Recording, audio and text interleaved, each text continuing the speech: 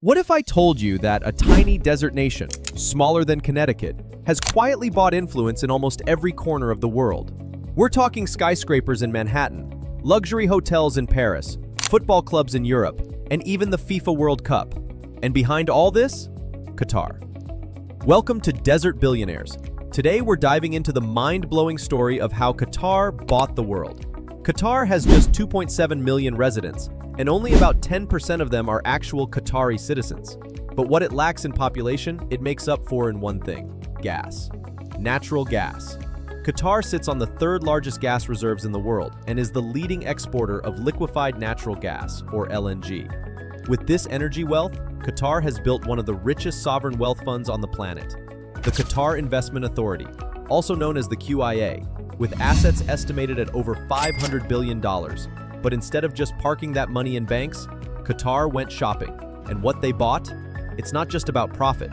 It's about power, prestige, and long-term global influence. Let's start in Paris. Qatar owns some of the most iconic buildings in the French capital, including luxury hotels like the Royal Monceau and the Hôtel Lambert. They also hold stakes in the Champs-Élysées, fashion houses like Balmain, and retail landmarks like Le Printemps. But the crown jewel of Qatar's Paris portfolio? Paris Saint-Germain. Qatar bought PSG in 2011 through Qatar's investments. They turned it into a football powerhouse by spending hundreds of millions of euros to sign players like Neymar and Messi. But this wasn't just about sports. It was about visibility, putting the Qatari name on jerseys, trophies, and stadiums, watched by billions of people around the globe. Now let's jump to London. Qatar owns Canary Wharf. Yes, the financial heart of the UK. They also own the Shard, the tallest skyscraper in Western Europe, and hold major stakes in British Airways, Sainsbury's, and even Harrods. In the US, Qatar is everywhere, quietly. They've invested heavily in New York real estate, including massive holdings in Manhattan, and they're major stakeholders in companies like Volkswagen, Credit Suisse, and Barclays through international funds. But perhaps the boldest move came in 2010, when Qatar shocked the world by winning the bid to host the 2022 FIFA World Cup. A desert country with no football legacy, 45-degree heat in summer, and a population smaller than most cities, hosting the biggest sporting event on Earth? It sounded impossible. But it happened. Qatar spent over $220 billion preparing for the World Cup.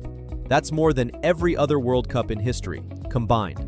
They built 8 stadiums, a brand new metro system, an airport expansion, entire new cities, and even created artificial islands. Why spend so much?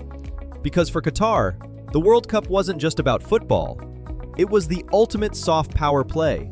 The goal was to showcase Qatar as modern, dynamic, and influential on the global stage. Yes, there was controversy, from labor rights to climate concerns, but the message was clear. Qatar wanted to be seen, respected, and taken seriously. And it worked. Today, Qatar hosts global conferences, mediates international conflicts, and operates Al Jazeera, one of the most influential media outlets in the world. Through its wealth, Qatar has positioned itself as a key player in diplomacy, finance, sports, culture, and energy. A country that can't be ignored, even by the biggest powers on Earth. This is the Qatari playbook. Buy global assets, sponsor elite sports, host mega events, and project an image of wealth, modernity, and stability.